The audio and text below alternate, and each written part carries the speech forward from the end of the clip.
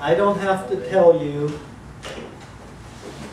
the world is filled with negativism, pessimism, complaining, and criticism. Yes, it is. We are overwhelmed and we are inundated with bad news, bad behaviors, and projections on how the bad will become worse. Just hang around for a while and it'll become worse. There hardly seems room for positive thinking, positive news, positive faith. The world not only seems to be going to hell in a handbasket, it seems to be going at an accelerated rate with no hope of a turnaround or an escape. Remember, it was in this kind of world, though, that the Apostle Paul wrote his letter to the Christians in Philippi.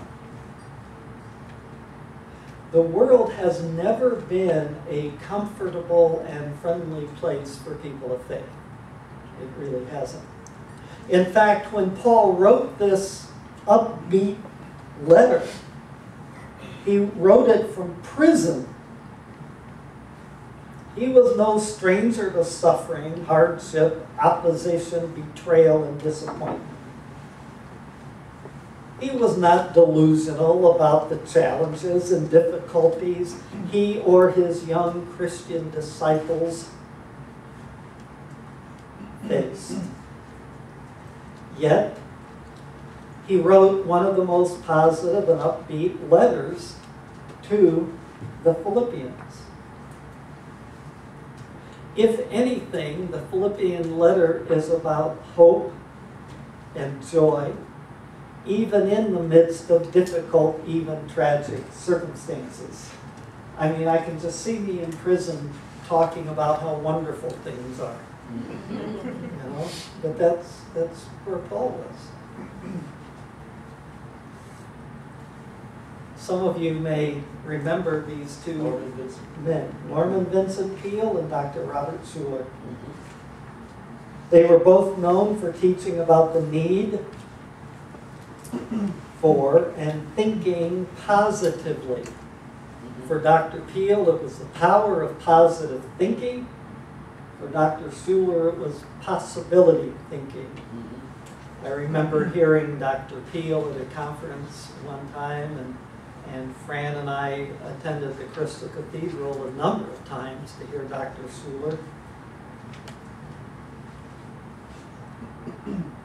Positive thinking. Dr. Martin Seligman, a cognitive psychologist, founded a school of psychology called positive psychology, where as a scientist and as a psychologist, he emphasized the need for optimistic, positive, rather than negative and pessimistic thinking. So you don't just have preachers, but you have psychologists, at least there are some, who are teaching about the need for looking at life with an optimistic and positive point of view. But positive thinking and positive thinkers sure seem to be in the minority today. In fact, some of you who know the history of Dr. Schuller and the Crystal Cathedral know that eventually the ministry went bankrupt and the buildings and the property were sold to the Catholic diocese in Orange County.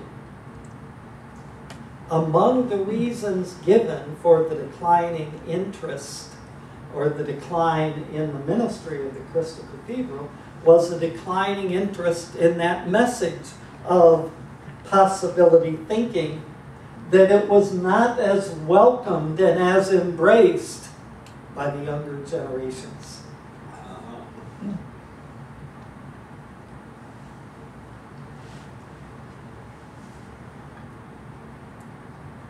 One type of negativity and pessimism is criticism. Criticism is an act of passing judgment and fault finding. There's a saying in marital therapy: there is no such thing as constructive criticism. There is only criticism. Our reaction to what we perceive to be personal criticism is almost inevitably counter-criticism. You didn't take out the garbage the way you said you would. Well, if you would have cleaned the house, or withdrawal. The person gets criticized and the partner just shuts down, turns their head, walks away. Don't want to hear it. The reality is criticism hurts. It's another way of expressing a negative thought that comes from a negative, unloving attitude. Probably the best quote I've ever heard about criticism: before you criticize someone, you should walk a mile in their shoes. That way, when you criticize them, you're a mile away and you have their shoes. I like that.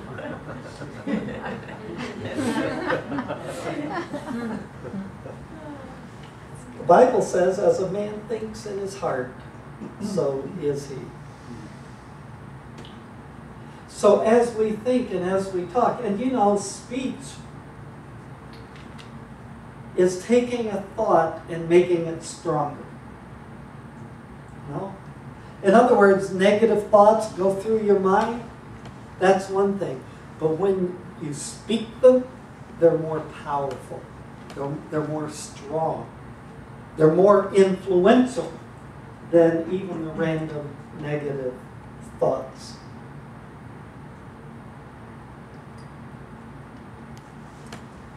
The reality is what we think we are. There's a feedback loop with our thoughts, our actions, and our beliefs. The way we think determines what we believe. What we believe determines how we feel. The way we feel influences how we're going to act, which in turn influences what we think, which in turn influences what we believe, which in turn influences how we feel and how we act. There's a loop. You can't live a positive life with a negative mind. So that feedback loop in your mind is going to be either negative, negative, negative, or positive, positive, positive. Which one comes easier? No, the negative. It comes so much easier. And as believers, if we don't have enough, if we don't have a strong enough base and barrier of good news, the bad news is going to seep in to our soul. And the problem with bad news is it becomes toxic to the soul. Negativity becomes toxic to the soul. We who want to be a positive people, who are commanded to be a positive people, to be joyful, to be hopeful, to be faithful, live in a very negative world. We want to be positive people in a negative world. We want to be people of light in a dark world. That means we face several challenges. Number one, virtually everybody is negative, critical, complaining, and pessimistic. Some people are better at it than others. It seems to be the way of the world. Actually, it is the way of the world. However, as we read in Philippians 4, it's not the way of God's kingdom. It's not the way of God's people.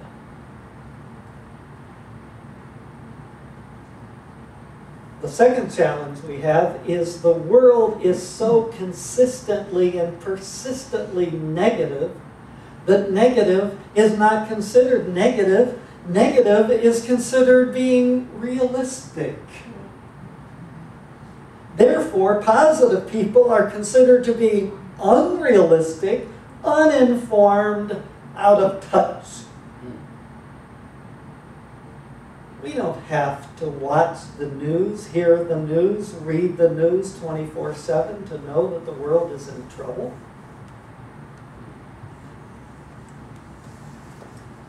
Positive thinking truly is the right type of thinking. It's not just a good idea. It's the way God designed your mind to work. God wants us to fill our minds with hope and joy and love and appreciation. So He wants us to fill our mind with hopeful thoughts, joyful thoughts, loving thoughts, and appreciative, positive thoughts. Instead, we fill our minds with misery, sorrow, disaster, and distress, and then we wonder why there isn't more joy in our lives.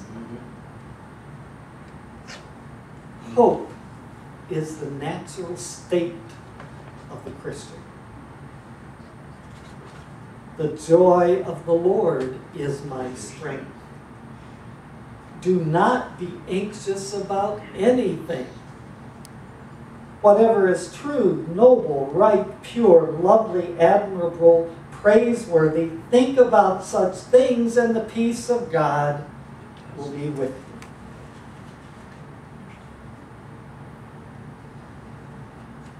Our negative thoughts make us sick. The two men who were so oriented around positive thinking, Dr. Peel lived to be 95, Dr. Schuller lived to be 88. Maybe there's a correlation between positive thinking and longevity. Negative thoughts are toxic to the body and toxic to the soul. If you insist that you have to fill your mind with disasters and world crises, to know what horrible things bad people are doing to good people all over the world, you are inviting toxic influences into your brain and into your body. And if you are not shortening your life by doing so, you are certainly making yourself sick in body, mind, and spirit. And there is more and more and more scientific evidence that supports what is biblically true. If you realized how powerful your thoughts are, you would never think a negative thought again. Not only how powerful they are, how destructive they are. They are destructive to our body, they are destructive to our spirit, they are destructive to relationships. I'll let you in on a secret. I've got a minute. I'll let you in on a secret. 2 minutes. In different ways, I've been doing marital counseling ever since I've been a pastor and been doing counseling at all. And over the years, we've learned several different approaches to counseling a couple. Communication. Almost inevitably, when a couple comes in to see me for the first time, well, what's the problem? Oh, we have a communication problem. And so skills and practices, you hold a stick and you talk to the other, and when you finish, they take the stick and they talk to you, or you repeat back. You say something, I repeat back what I heard you say, and if it doesn't match what you said, you correct me until we get it right. Communication. Or problem solving. The premise being, if you have a process to solve problems in your marriage, it doesn't matter what the problem is, you have a workable process that you can apply to those problems, because what you don't want is to get stuck in the problems. Quid pro quo is a big one. You do this for me, I'll do that for you. I'll clean the house if you take out the garbage. That somehow that balance of tasks gets out of whack and somebody feels resentful and angry and frustrated. And so you just, you make out a list and you work out, a balance in responsibilities. And certainly, one emphasis is help couples have a better sex life.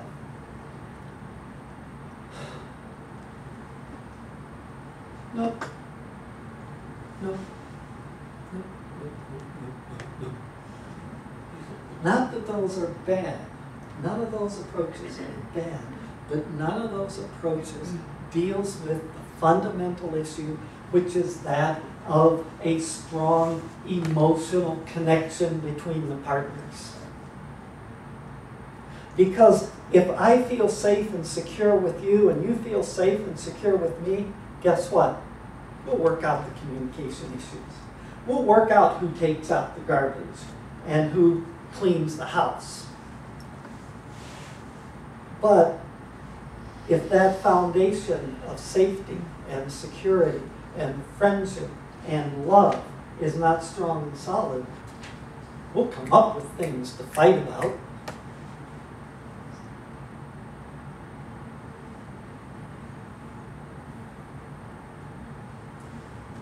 Building strong relationships is more important than how the relationships function, who does what. It's who are we to each other? Do we know each other? Do we feel safe with each other? And so positivity is a part of that.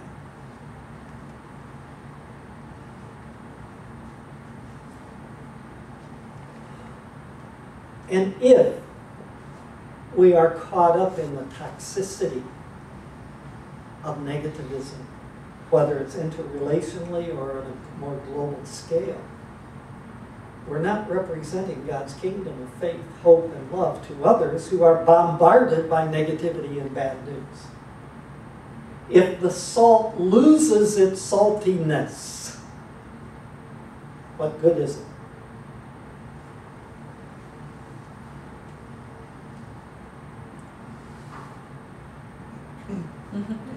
My motto is like my blood type, be positive. Say B plus. I'm not talking about a grade on a report card. I'm talking about being positive. And that means guard what goes into your mind, guard what comes out of your mouth, guard yourself from negative and critical and complaining and pessimistic people. It's not that we don't love them. It's just that we may have to restrict and limit how much time we're going to spend loving them, being with them, talking to them. Negative people and negative thoughts have tremendous power. A long time ago, Dr. Schuller said, one negative person in a committee, in a group, has more power than 5 positive people. Really? Dr. John Gottman, who has researched couples, said in a healthy marriage, you have 5 positive interactions for every 1 negative interaction between the couple. Negativity is strong, it's powerful, and it's destructive.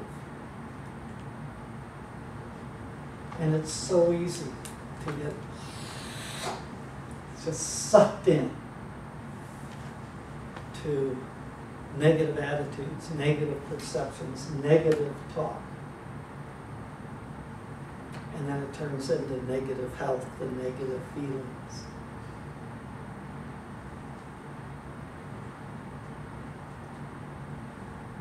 My motto is like my blood type. Be positive.